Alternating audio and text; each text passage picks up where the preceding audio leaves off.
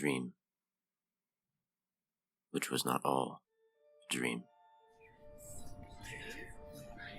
The bright sun was extinguished, and the stars did wander darkling in the eternal space, rayless and pathless, and the icy earth swung blind and blackening in the moonless air.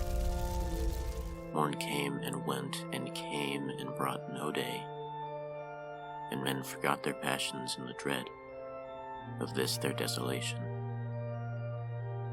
and all hearts were chilled to a selfish prayer for light.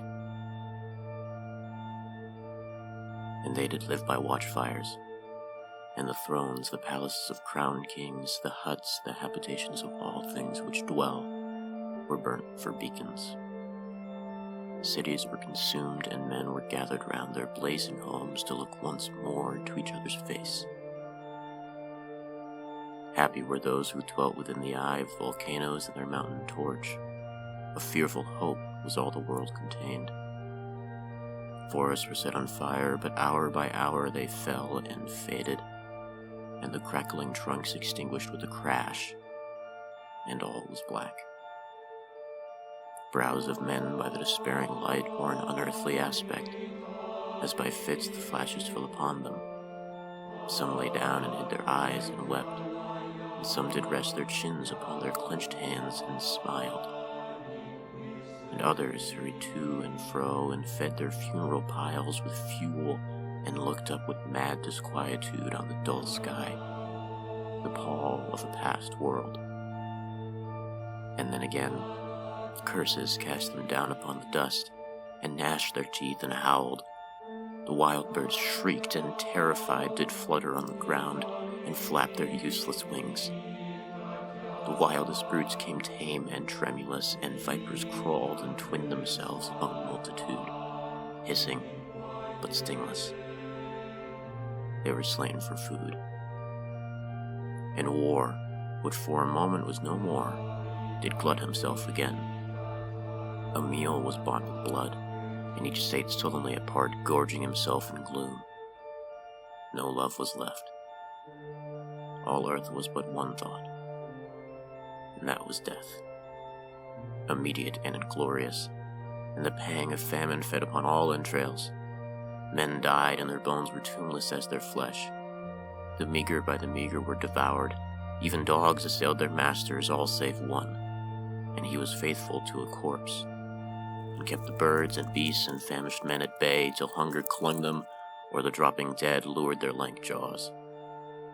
Himself sought out no food, but with a piteous and perpetual moan and a quick desolate cry, licking the hand which answered not with a caress, he died. The crowd was famished by degrees, but two of an enormous city did survive, and they were enemies.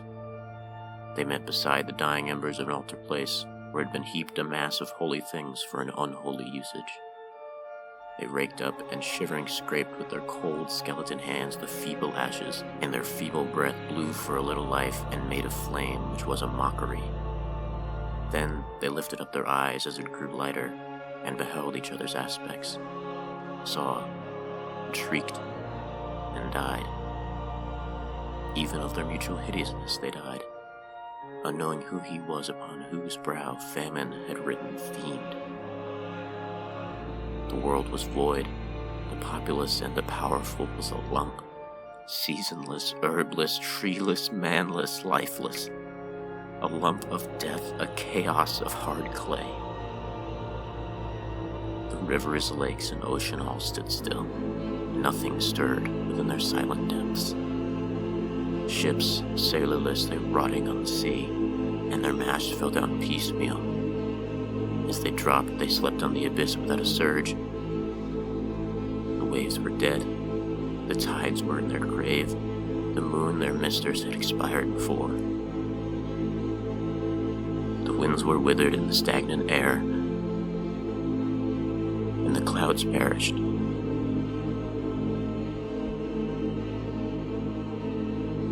Darkness had no need of aid from them. She was the universe.